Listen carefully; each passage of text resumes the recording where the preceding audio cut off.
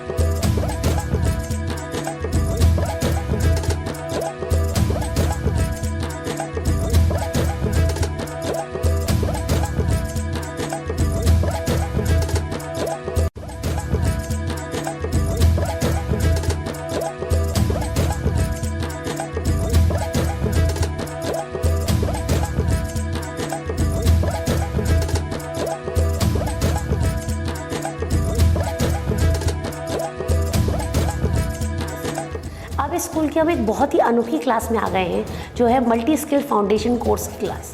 आइए इनके टीचर विक्रम जी से हम जानते हैं कि क्या खासियत है, क्या कराया जाता है इस क्लास में। नमस्ते जी। तो आइए जो कोर्स है ये बड़ा यूनिक है, अनोखा है, तो ये कब चालू हुआ?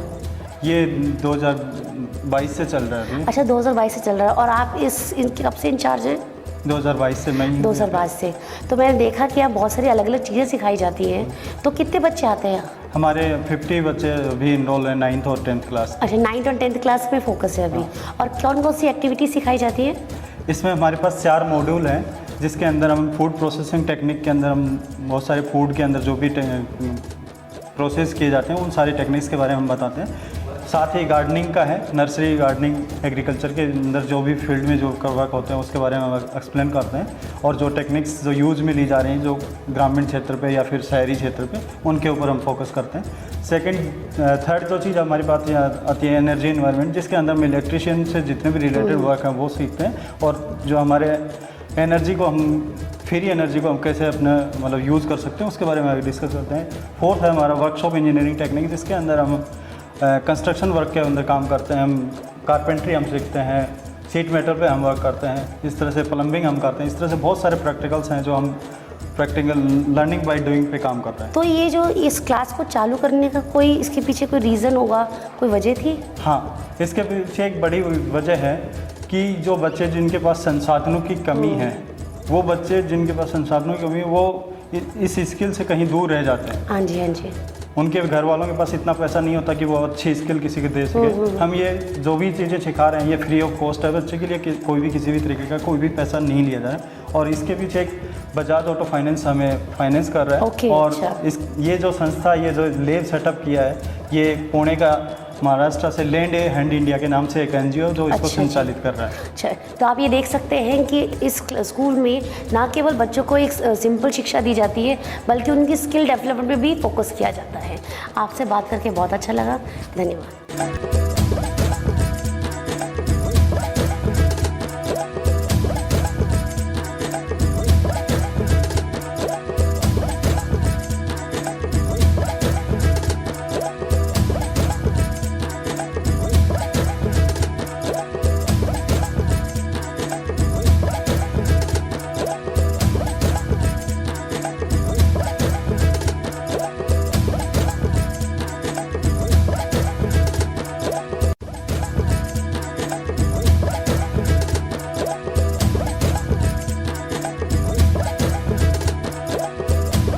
अब हमने ये तो जान लिया कि मल्टी स्किल फाउंडेशन कोर्स क्या होता है, उनके टीचर से बात कर ली, बट आज अब जानते हैं कि उनके बच्चों को ये कोर्स कैसा लगता है। हमारे साथ इस समय है नेहा। तो नेहा, आप कौन सी क्लास में पढ़ती हैं? मैं क्लास 10th में पढ़ती हूँ। 10th में पढ़ती है, नाइस। तो आप ही बताइए कि आप इस स्किल कोर्स में क्या क्या सीखते हैं?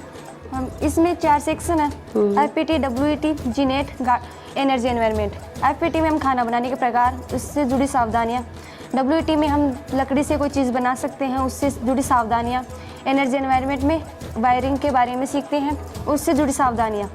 और जीनेट में गार्डनिंग के बारे में सीखते हैं, अलग अलग पौधों के बारे में सीखते हैं, उसकी जानकारी प्राप्त करते हैं, उनको कैसे फुला सकते हैं इसके बारे में जानते हैं। अच्छा, तो अभी तक आपने इसमें क्या क्या सीखा है, कुछ बता सकते हैं? हाँ, FPT में हमने जैसे खाना बनाना, जैसे समोसा, कचौरी, केक, ये सीखा है। अब मुझे भी खिलाएंगी? हाँ। चलिए, और आगे उसके अलावा? एनर्जी एनवायरनमेंट में हमने एक वायरिंग के प्रकार, उनको कैसे किया जाता है, कितने प्रकार होते हैं। और गार्डनिंग में हमने पौधों के बारे में जाना, कितने प्रकार के पौधे होते हैं। और जीनेट में हमने उनसे जुड़ी सावधानियाँ, उनको किस तरह काटा जाता है। अच्छा, तो आप मुझे बताइए, आपने जो यहाँ पे इतनी सारी चीज़ें सीख रहे हैं, तो आप इसका कहीं इस्तेमाल कर सकते हैं इन चीज़ों का? हाँ, घर पर कहीं हम बाहर जाएं तब भी कर सकते हैं। मतलब अगर आप गार्डन पे जा रहे हैं तो उन पेड़ पौधों के बारे में आपको आसानी से पता चल जाएगा कि ये पेड़ ये है, हाँ, वो पेड़ वो है, इसकी जानकारी मिल। चलो, इस स्किल फाउंडेशन का फ़ायदा बच्चे भी उठा रहे हैं। वो आज अगर बाहर निकलते हैं घर से या घर में भी कोई समस्या होती है तो स्किल फाउंडेशन में पाए गए कोर्सेज से उस समस्या को सुलझा लेते हैं।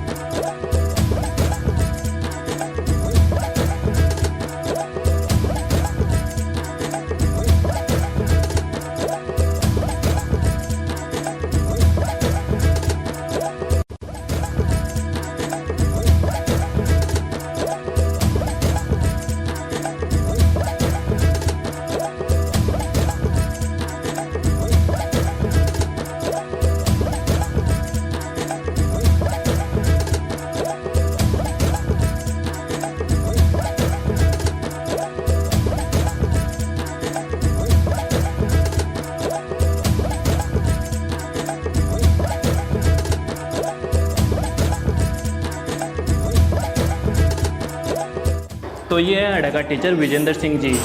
सबसे पहले तो थे हड़ा ये बताओ कि हड़ा रोजाना कितना बच्चा खाना खाओ? मतलब बच्चे जितने उपस्थित होते हैं प्राइमरी के और मिडिल के अलग अलग हैं, तो जितने उपस्थित होते हैं वो बच्चे उनको खाना दिया जाता है। सबसे पहले प्रार्थना होते ही जो अभी बाल गोपाल दुग्ध योजना चल रही है तो वो उसमें अपने बच्चों को दूध पिलाते हैं। अच्छा, दूध भी पिलाओ? हाँ, दूध भी पिलाते हैं। और प्रार्थना होते ही मतलब, हाँ, ठीक है, गर्म करके, और प्रार्थना होने के बाद में बच्चों को दूध पिलाते हैं। दूध पिलाने के बाद में ये खाने में इंटरवल खाना मिलता है इंटरवल में। हाँ। तो उसमें हर दिन का मेनू अलग अलग है। थे बता सको कब वो काय मेन्यू है? हाँ, सोमवार में मिले सब्जी रोटी, हाँ, ठीक है, और मंगलवार को दाल चावल, बुधवार को दाल रोटी, गुरुवार को खिचड़ी बनती है, और शुक्रवार को दाल रोटी, और शनिवार को सब्जी रोटी बनती है। सप्ताह में एक बार मौसमी फल दिया जाता है सभी बच्चों को, जैसे मौसम के अनुसार जो फल चलते हैं ना वो बच्चों को खिलाते हैं। तो मतलब थे ना दूध भी पिलाओ? हाँ, दूध भी पिलाते हैं, खानों भी खिलाओ। हाँ, बच्चों का बच्चा ना फल भी दो। फल भी देते हैं, और साफ़ सफाई का भी पूरा ध्यान रखते हैं। जैसे बच्चा खाना खाने से बैठेंगे ना, हाँ, उससे पहले सबके बच्चों की लाइन बना के साबुन से हाथ हम खुद खड़े होके और हाथ धुलाते हैं, साफ़ सफाई करवा के फिर बच्चों को लाइन से बैठवाते हैं और फिर वो खाना मतलब खिलाते हैं।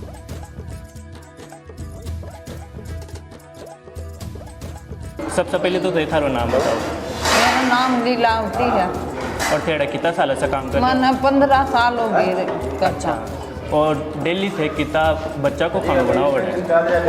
डेली तो है भाई, क्लास में बच्चा है घर ही बनावा है रोटियाँ, तो सन दाप दाप कर दिया खानो सब बच्चा ना। और थाना कोई परेशानी हुआ कभी बनावा में? नहीं, क्या की परेशानी तो नहीं, सारी चीज़ है स्कूल में। देखो परेशानी तो है की चीज़ की कोई परेशानी हो तुम है ही है कि खाद्य मास्टर आना लाते मन कोई चीज़ की। जी सही बात है। और थारा जी मतलब बच्चा खानो खा का एकदम हष्ट पुष्ट तंदुरुस्त है ना? हाँ, तंदुरुस्त है।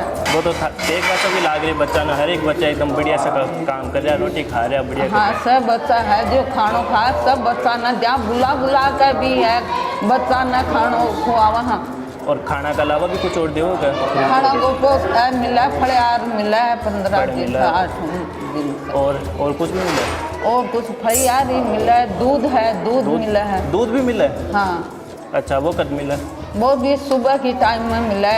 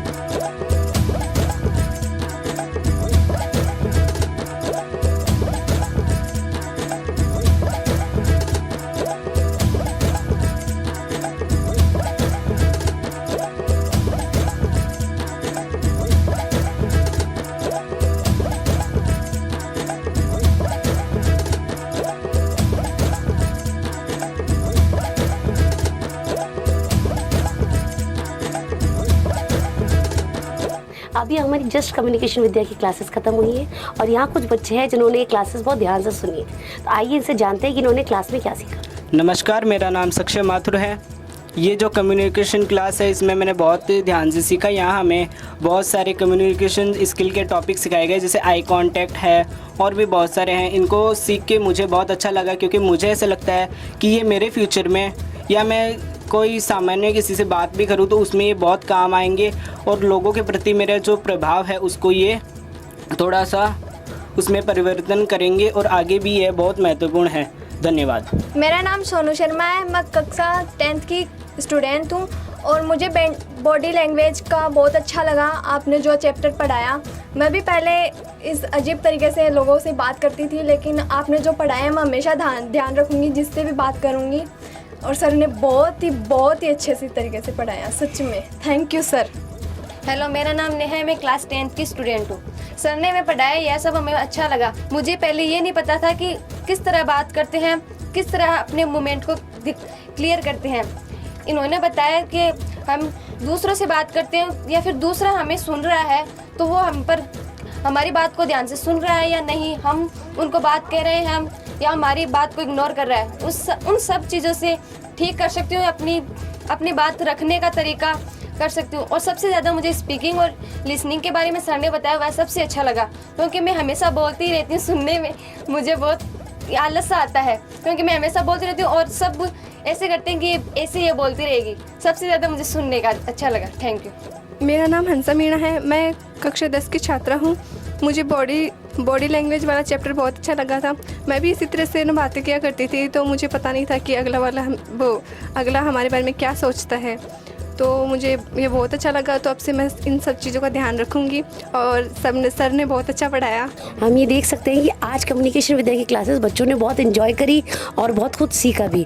और मैं आशा करते हैं कि ये बच्चे आगे जाकर इन जो भी लेसन आज सिखाए गए हैं, जो भी टिप्स आज दी गई हैं, उनको इस्तेमाल करेंगे। आपसे मिलकर बहुत अच्छा लगा। अब हमारे साथ मौजूद हैं राजकीय उच्च माध्यमिक विद्यालय के प्रिंसिपल मिस्टर राजेश कायल। आइए चलिए उनसे बात करते हैं। नमस्ते मिस्टर कायल जी। तो आपसे ये जानना चाहूँगी, आपसे पहले आपके बारे में जानना चाहूँगी मैं राजेश कायल, प्रधानाचार्य इस विद्यालय में अक्टूबर 2019 से कार्यरत हूँ। इससे पहले मैं प्रधानाध्यापक के रूप में 2 विद्यालयों में कार्यरत रह चुका हूँ। सर, आप इस विद्यालय के बारे में कुछ बता सकते हैं? हाँ, जैसा कि आपने देखा, विद्यालय में वर्तमान में 248 बच्चों का नामांकन है। विद्यालय में 2 फैकल्टी चल रही हैं, उसमें कला और वाणिज्य। सरकार ने जो है यहाँ विज्ञान संकाय संचालित करने का भी ऑर्डर जारी किया है और इससे बच्चों को फ़ायदा होगा। और विद्यालय के भौतिक सुविधाएं जो आपने देखी बहुत ही अच्छी हैं। हरा भरा स्वच्छ परिसर है। हाँ जी। और सर, इसके अलावा शिक्षा देने के अलावा उसके अलावा कोई और भी एक्टिविटीज़, कोई और किसी और खेलों में रुचि लेते हैं बच्चे? हाँ, यहाँ के बच्चे खेलों में रहते हैं। बास्केटबॉल का विशेषकर यहाँ ज़्यादा है, क्योंकि ग्राउंड अवेलेबल है बास्केटबॉल को अच्छा है। और यहाँ शुरू से ही मेरे आने से पहले ही बच्चों में बास्केटबॉल और ये टेबल टेनिस का विशेष है। हर वर्ष 2-3 बच्चे यहाँ से स्टेट भी खेल चयन होता है उनका, डिस्ट्रिक्ट लेवल पे भी जाते हैं और सुबह शाम तैयारी करवाते हैं। यहाँ शारीरिक शिक्षा जो है दुर्गा जी महिला शारीरिक शिक्षा कार्यक्रम काफ़ी वो भी प्रयास करती हैं। अच्छा सर, अब आप जैसे हमारे यहाँ कम्युनिकेशन विद्या की क्लासेस हुई, तो सर आप बता सकते हैं कि संचार का कितना महत्व है और क्या वो हमारे सिलेबस में जुड़ना चाहिए बच्चों के? हाँ बिल्कुल मैडम, ये मैं इस बात से सहमत हूँ। जीवन में संचार कौशल का होना बहुत ज़रूरी है। कम्युनिकेशन स्किल व्यक्ति का चाहे पर्सनल हो चाहे उसका प्रोफेशनल क्षेत्र हो, हर जगह कम्युनिकेशन स्किल से व्यक्ति अपना प्रभाव बना सकता है। एक पर्सनल डेवलपमेंट में एक जो बच्चे का एक तरीके सर्वांगीण विकास है, उसमें संचार कौशल का बहुत महत्वपूर्ण भूमिका होती है। और ये मेरे हिसाब से इसके सेशन भी होने चाहिए। अगर ये सिलेबस का पार्ट होता है तो और भी अच्छा है। ये अच्छी है कि आपने यहाँ ये जो ट्रेनिंग सेशन किया, इससे बच्चे लाभान्वित हुए। बच्चों को तो हम ये देख सकते हैं कि जो राजकीय उच्च माध्यमिक विद्यालय है उसमें सिर्फ शिक्षा का ही ख्याल नहीं रखा जाता, उनके खेल कूद में भी उनको पूरी अपॉर्चुनिटी दी जाती है, उनको पूरी ज्ञान दिया जाता है। उसके अलावा इनके यहाँ स्किल कोर्स डेवलपमेंट भी एक कोर्स चल रहा है ताकि बच्चे जो है वो शिक्षा के अलावा और भी अन्य स्किल्स उनके पास हो। तो इसके साथ सर इस इंटरव्यू को एंड करने से पहले अगर आप कोई छोटा सा मैसेज देना चाहें बच्चों को जो हमें देख रहे हैं उन सबको। हाँ मैम, बच्चों के लिए ये कहूँगा कि आज के युग में जैसे ये जो नैतिक शिक्षा का जिस तरीके से थोड़ा सा एक ये कम है, तो बच्चों में नैतिक शिक्षा, नैतिक मूल्यों का विकास बहुत ज़रूरी है। इसके लिए अभिभावक, शिक्षकगण और हम सब मिलकर के, और बच्चों में शुरू से ही अर्ली स्टेज से ही अगर हम इस तरफ ध्यान देंगे संस्कारवान शिक्षा की तरफ, नैतिक शिक्षा, नैतिक मूल्यों की तरफ, तो मुझे लगता है कि ये जो बच्चे हैं ये आने वाले भविष्य में एक देश के लिए अच्छा एक नेक और कामयाब व्यक्ति और बनेंगे और देश के निर्माण में एक महत्वपूर्ण भूमिका निभाएंगे। सर हमें आपसे मिलकर बहुत अच्छा लगा, हमें स्कूल में आकर ही बहुत अच्छा लगा, यहाँ की फैसिलिटीज़ देखकर, जो शिक्षा की फैसिलिटीज़ है उनको देखकर बहुत अच्छा लगा। तो हम उम्मीद करते हैं कि आपको भी वीडियो देखकर बहुत अच्छा लगेगा। तो अगर आपको अच्छा लगे तो लाइक करें और नीचे कमेंट करें।